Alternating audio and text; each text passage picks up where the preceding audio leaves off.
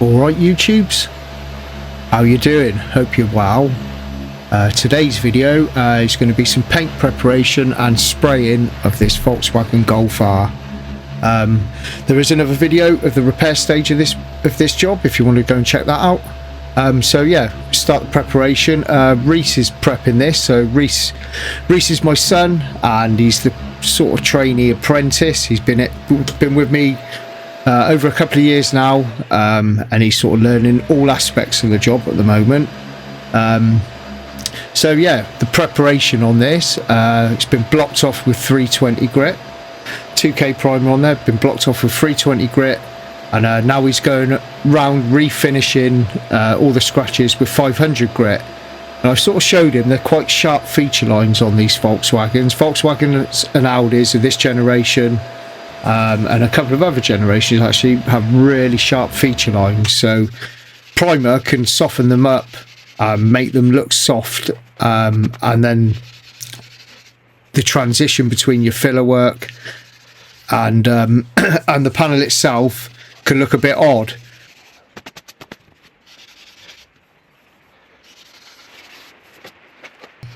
It does all the sanding up to the feature line, so we'll keep that feature line.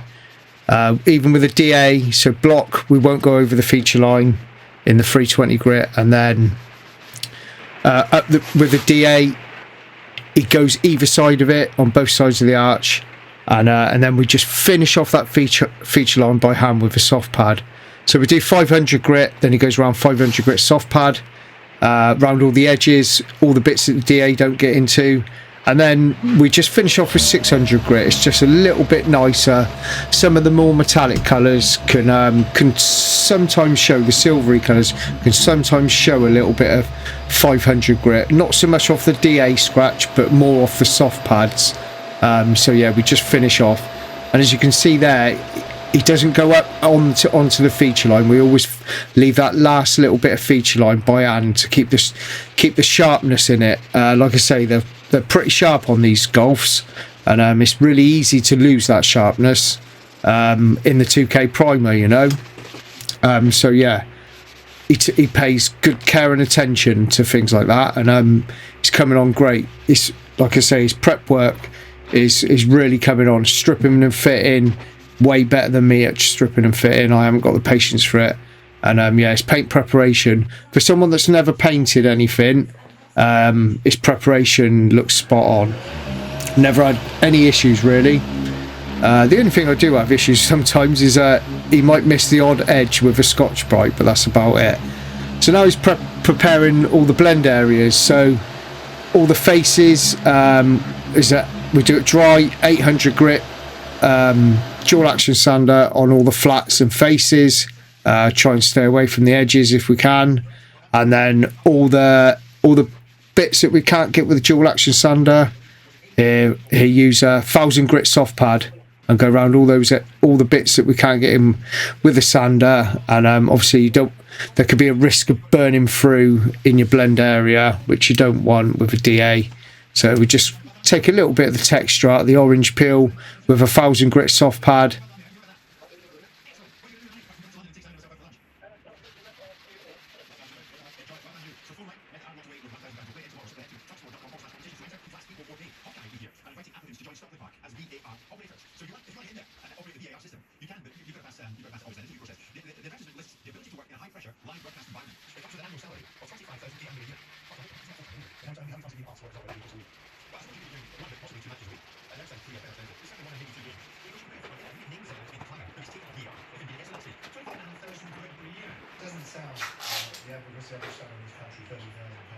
For an industry that's awash with money, it doesn't sound like it's a huge amount of money. I don't know specifically the full job description to suggest that ultimately it is or isn't, but when you're looking at people that are in key component parts and very important elements of the game, you would think that the remuneration would be at a different level.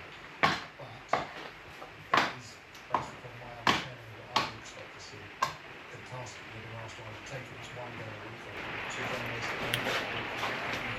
So that's most of the preparation done. So quick wipe down, get some of the dust off, and then just scuff it all up with grey Scotch-Brite wet and a little bit of scotching paste. We go over the whole area, so all the area we've sanded dry, and obviously all the edges. We just go over the whole lot, get it all nice and uniform, all keyed and matte. I hate to see any bits of shiny paint in the preparation in the blend areas.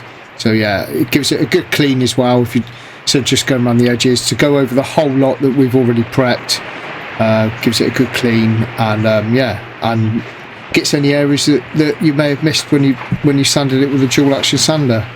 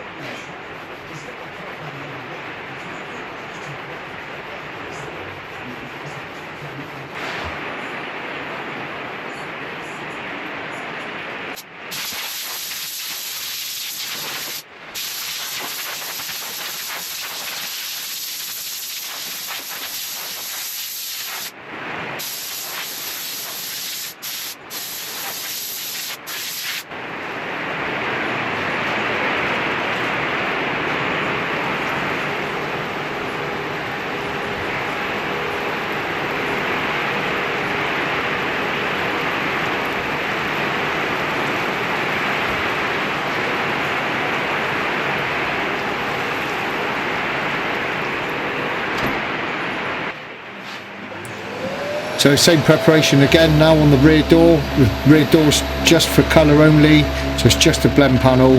And yeah, same preparation again. 800 grit dry, dual action sander on the faces, and then 1000 grit soft pad around the edges, and then grey scotch again, wet. Yeah, but sometimes it's, you know, most of the times in a blend panel you're going to find imperfections with it, and it can be a bit tricky sometimes that, you know, to a customer you're painting that panel, which essentially you are painting it, but you've got to paint over imperfections in it because it's just for colour purposes only.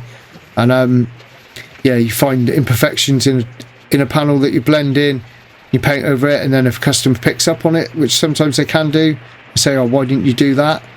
It can be a bit of an hard one to explain sometimes, but what I do try to do is, if I can tidy up any imperfections in the blend panel, I will. So if there's any little small dings, you know, across it, I would just try a little bit of glue pulling and just try to improve them with a little bit of glue pulling, just pull out any small little dents. Obviously, if there's anything in the first quarter of a panel, so the first quarter of that door next to the quarter panel, I will do any repairs on that, just for my own satisfaction, really. So if there's any chips, scratches, I would rectify those. Anything past the quarter to halfway mark would get left, and if there's chips further up the panel where it's getting to the end of the panel, any chips, I would just dab a bit of colour in there before I clear coat it, really. Just sort of try and find a happy medium on a blend panel, because you are essentially painting it, but you're only really painting it for the colour to match, no other reason. So yeah, trying to find a balance in making the job look nice, but you're not painting over loads of imperfections and damage, because it's obviously going to all show in your final finish. But yeah, that's what I try to do.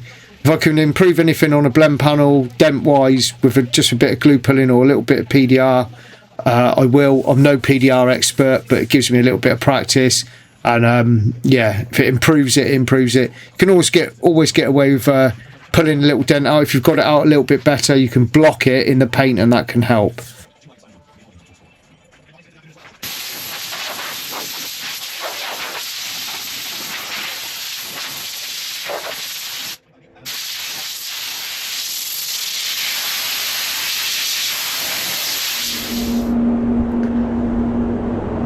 So now we're ready to spray in the booth. It's all masked up, ready to go. So quick water degrease first, get off any fingerprints or any dirty marks that may occur from masking up. I always degrease before I mask up, and then obviously degrease just before I paint. So give it water degrease first. Obviously it doesn't evaporate like solvent degreaser, so I make sure I give it a good blow.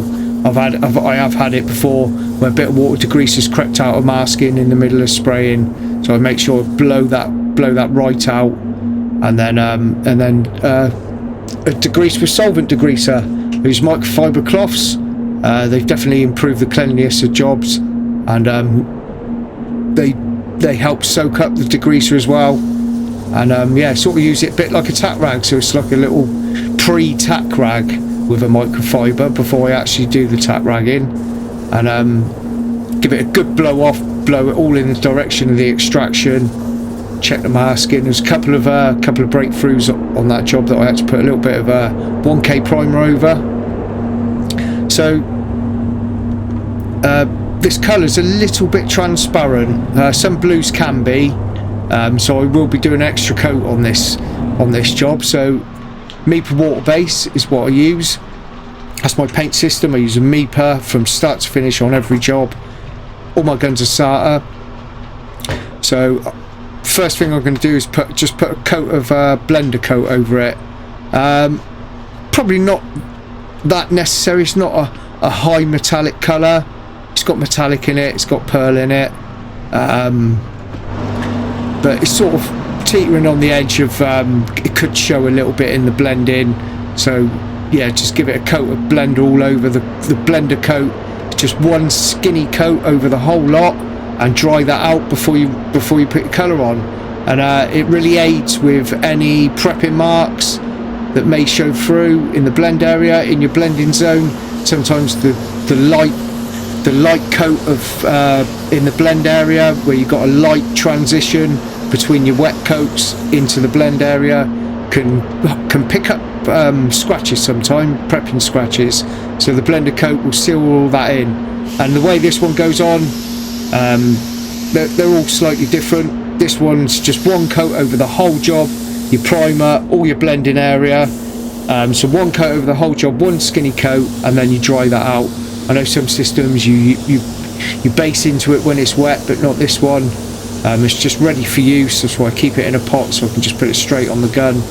And yeah, just one skinny coat over the whole job.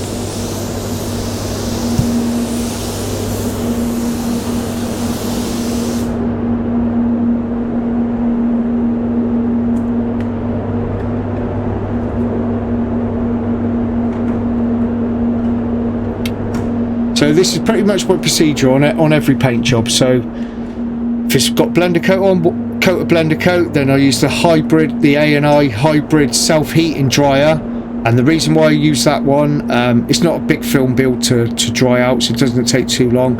I can keep the booth temperature at the same temperature without having to keep introducing more heat, getting heat out of the booth.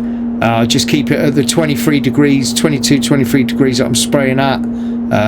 Just let the overspray clear out, and I put it on the medium heat setting, so it's got a fairish amount of air volume, and it slightly increases the temperature of the air on that setting. There's 3 settings on that hybrid blower.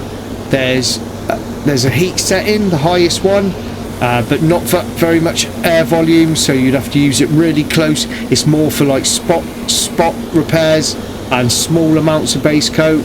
If you want to increase the temperature to a fairish amount over what your ambient temperature is, then you've got the medium setting where it's got a bit more air volume but a bit less heat, and then you've got just the fully open setting where it's basically just using the air temperature out of your spray booth, but you've got a lot more air volume. So that's the 3 settings on that dryer, and it works really well. So I do my blender coat with that, so I keep the temperature in the booth the same the whole time without adjusting the temperature or put it on bake or any of that.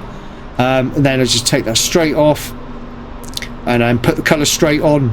No need to clean it out, it's transparent, it doesn't do anything to the base coat. So yeah, my base coat gun, Satajet X5500, and it's a HVLP with a 1.2i setting on that. And so yeah, temperature's still the same in the booth. And my normal procedure would be with this base coat is I put a half coat on, dry that out, and then I do sort of if it's a normal covering colour, it will be a double coat, so sort of 2 medium wet coats on top of each other, and all the blending done all at that point, and then it will go on bake for drying. But where this, I have noticed some transparency in this colour. There was no recommendation on the system for undercoat colours or anything like that. Normally that's an indication of a bad covering colour, but I know it doesn't cover that well, this colour. And the factory primer was a dark grey, so I tried to replicate that, but my breakthroughs, I didn't have any dark grey in 1K, so yeah, it's like a medium grey on the breakthroughs. So I have to give this one an extra coat, so I slightly change the spraying on this one. So I do the 1/2 coat, dry that out, I do another single coat, dry that out, and then I do my normal double coat medium wet.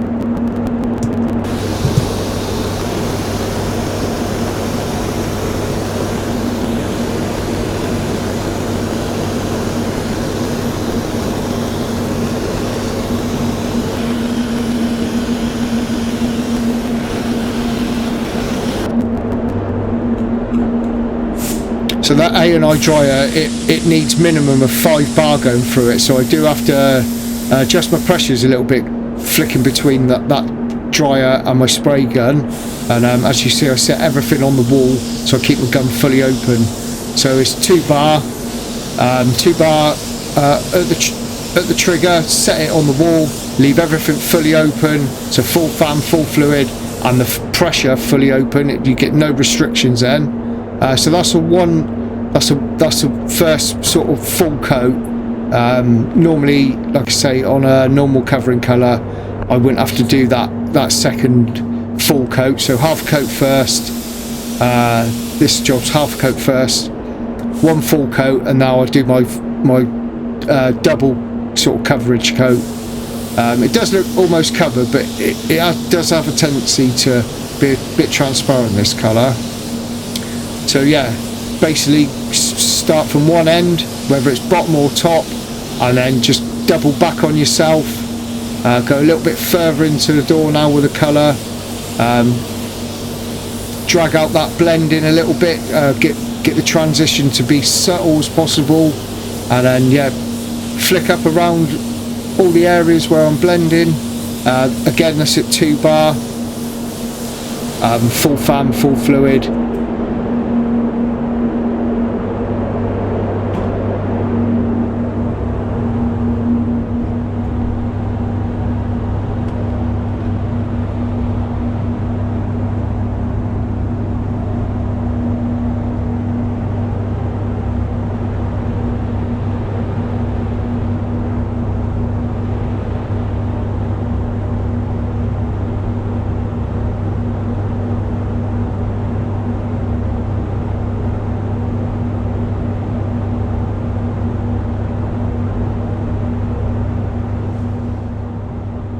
So that's it, full coverage now, and I just give it a few seconds, let the overspray clear out of the spray booth, and then I will stick it on bake for the coverage coat. So the double coat, I'll stick it on bake at 45 degrees, let some heat get in there, and then I'll go in there and blow dry it manually.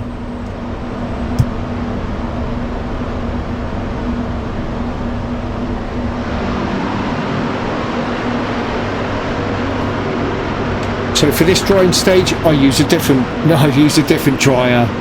So I use the A&I when I'm just working at normal spray temperature, and then when I'm using more heat on this bake cycle to dry out the end coat, the double coat, I use the Satajet one.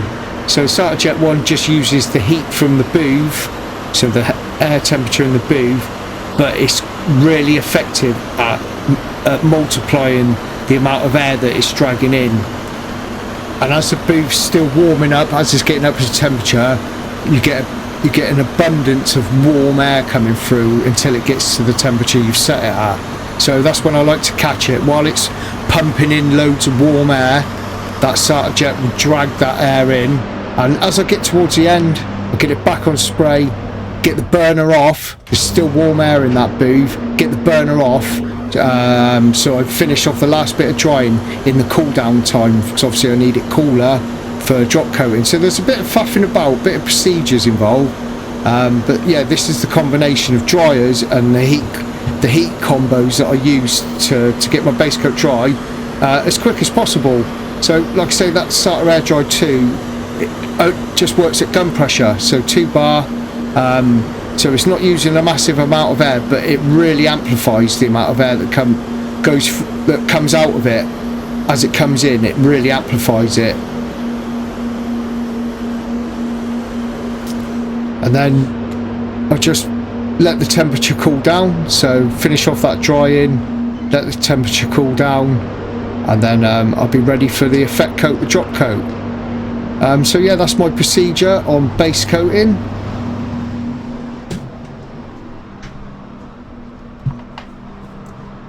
And I'll just as a double checking as a precaution, just make sure there's nothing showing through in that base coat colour wise. Pretty confident there wouldn't be, but just double check where I know it's a bit of a, it can be as a bit of a transparent colour, just making sure there's nothing grinning through that base coat, any of them breakthroughs that had a different colour primer on, make sure none of that's showing through, and it all looked good. And now I start to have a meltdown because the computer decided to do loads of updates and I couldn't touch it halfway through doing this job. So watch me have a bit of a meltdown, and then we get some clear coat mixed up. Didn't want an update.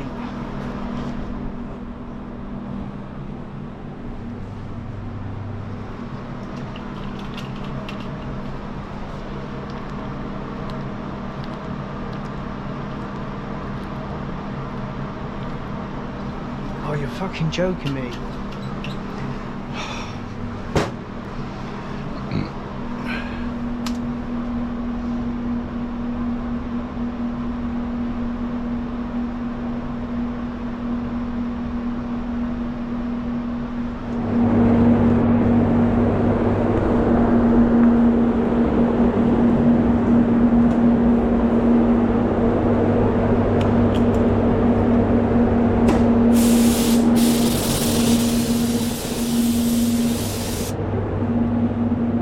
So quick tack rag before the drop coat, because there's a bit more extra base coat on this job than I would normally put on a colour that covers it okay.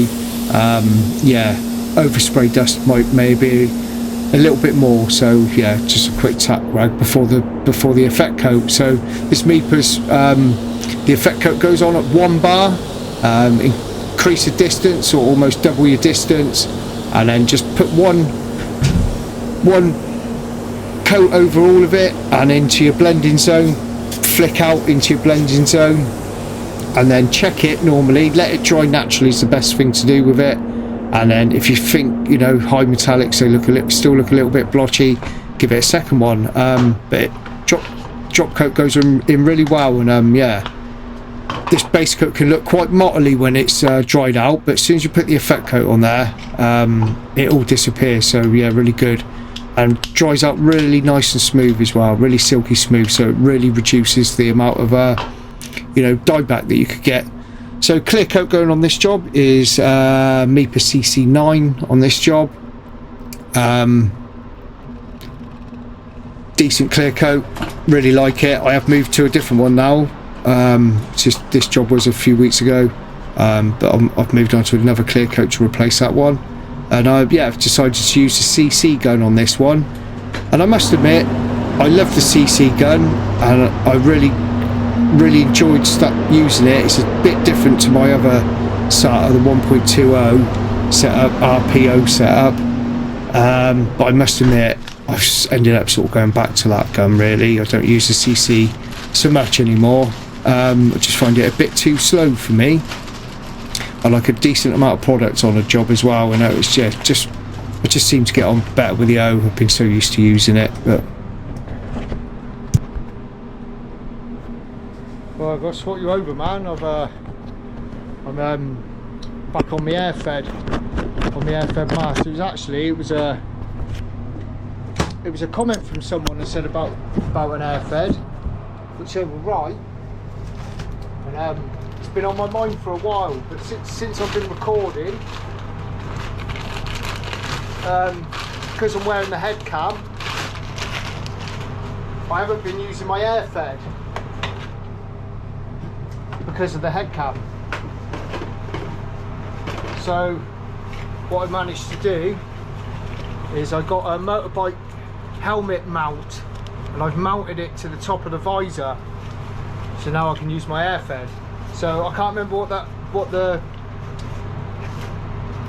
guy's name was that commented on it, but thank you for that, because you inspired me to get on with it and get my air fed back on. I had my air tested as well, so I was a little bit concerned about my air, even though I've done all new filters in the 3-stage dryer and all that. Yeah, tested the air's good. Got the crash helmet mount for the camera, so yeah, we can have I can have my air fed back on, which I'm pleased about. It's okay for the Waterbase, so I got myself another new mask, so it's all fresh cartridge and fresh filter in it, just for the Waterbase. I'm just wearing it more and more now. It's, you know, this job's horrible chemicals, and it does concern me. So even like mixing the clear coat and that now, cleaning my gun, even degreasing, I'm putting masks on. It's a little bit more faffing about, but what's that when you got you know, it's nothing really, is it, if it's helping to protect you. So I'm not sure on how well it sees on the visor. I have done a couple of jobs, but I haven't done the videos yet. So here we go.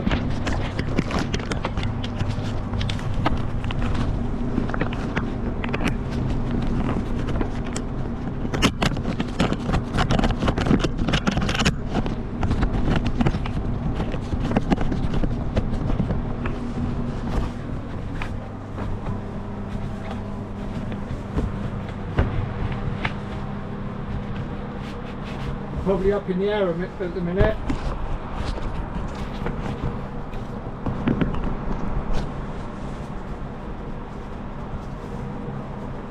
And yes, you are right, my air fed is a Sata.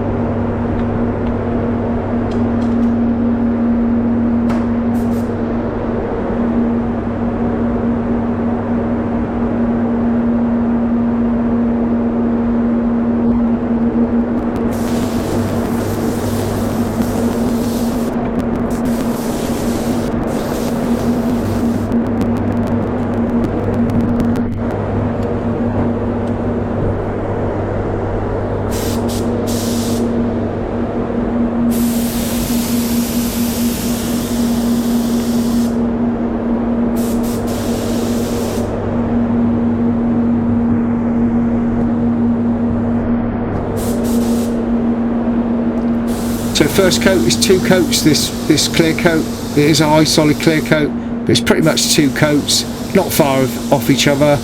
Depending on the finish that I'm looking for in the final coat will influence what my first coat's going to be like. They've got a decent amount of clear coat on the Volkswagens, these Volkswagens, but they're fairly flat, so sort of that's one reason why I use the CC gun on this one. And you just really just make sure that it's closed over that first coat. It hasn't got to be super wet or super thick. Just make sure it is covered. There's no little micro holes where it hasn't got a full coverage on that first coat. and in the blend area as well, just make sure you, so sort of this first coat's pretty much a covered coat, but a bit lighter, so a bit skinnier, you know, what I call a skinny coat really. And yeah, just get one nice even coat on there, and I give that about 5 minutes to dry. So that CC, I do everything full bore on that CC gun, full fluid, full fan, and 2 bar on the first coat, and then I do drop it down to 1.9 bar.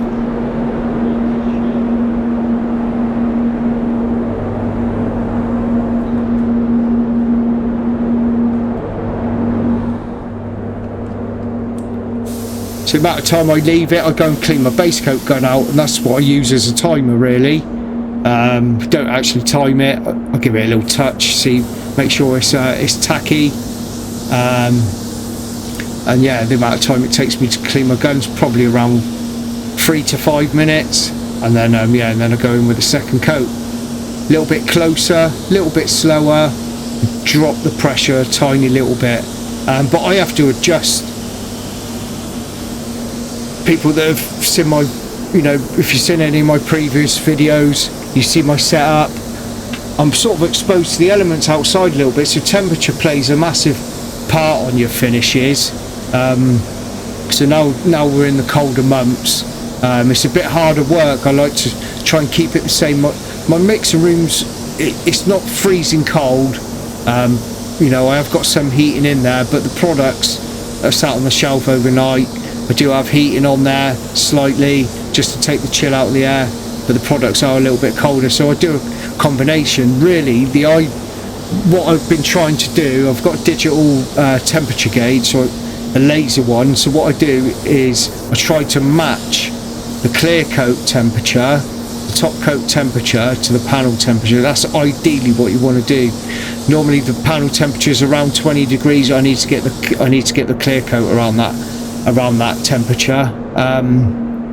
So what I do is I check it, if it's sort of at 10 degrees, I mix it all up in the pot, and I know this isn't an official thing to be doing, and I've got a microwave at the back of the mixing rooms, so I stick it in the microwave for a few seconds.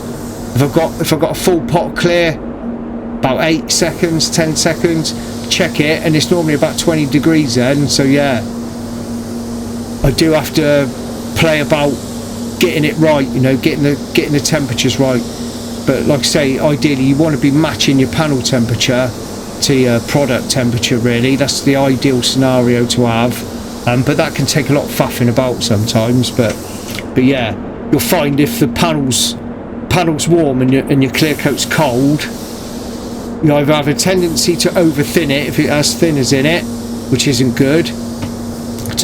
That's going to cause you issues, no doubt, with build-ups on edges and it all trying to move on you. And like I say, when that cold clear coat hits that warm panel, within a few minutes of it sitting on that panel, that clear coat's going to warm up. You're putting it on there thinking there's not enough on there, it needs to be a bit wetter, where the product's cold, it's not flowing out. Then you add a bit more clear coat to get the desired finish, and then the combination of it warming up and all the rest of it, that's when it all starts moving and running, and looking, you know, like the film build's all starting to move. Yeah, it's not a good look, that isn't, to be honest with you, on clear coat. So yeah, if you've got ways of keeping your clear warm and your top coat warm, or ways of warming it up beforehand, you know, stick it in the booth, stick it in front of a heater. Yeah, you can normally, you know, you wouldn't need a digital temperature gauge. You tell by feeling the pots with your hand really, if you're close to it. As long as you're in the right ballpark, definitely makes a big improvement to how your clear coat and your top coat sit on there. So just a little bit of blowing on the clear coat, where I've had to come around that quarter panel, down the sill and just past the door. So just a little bit of a blowing on that sill there, with a little bit of fade out thinners.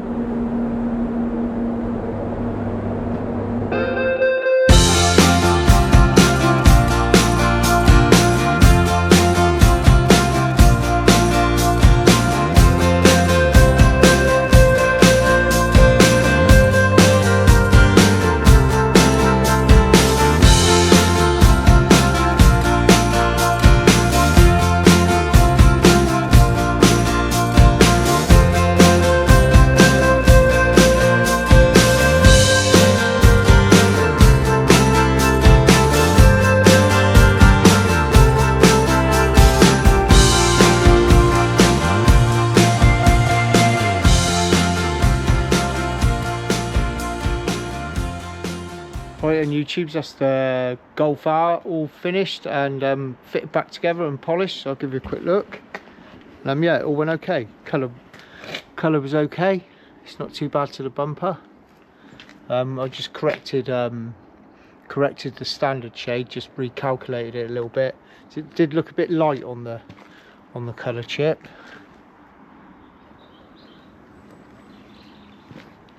And yeah, I've done this colour before, and I've done. There's only another choice, which is a darker redder shade, I think.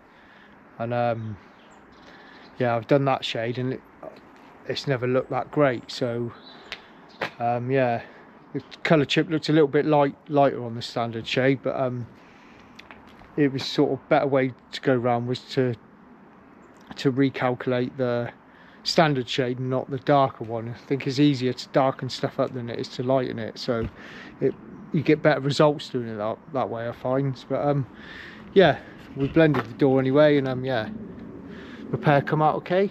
So yeah, I'm pleased with it. And yeah, pretty clean. There was a couple of small nibs in it, nothing major. Yeah, that's about it. Not a lot more I can say about this one. So yeah, thanks for watching, really appreciate it. And yeah, like, share and subscribe, but only like it if you like it. If you don't like it, then give me a thumbs down, and we'll see you again in the next one. Look after yourselves. Cheers.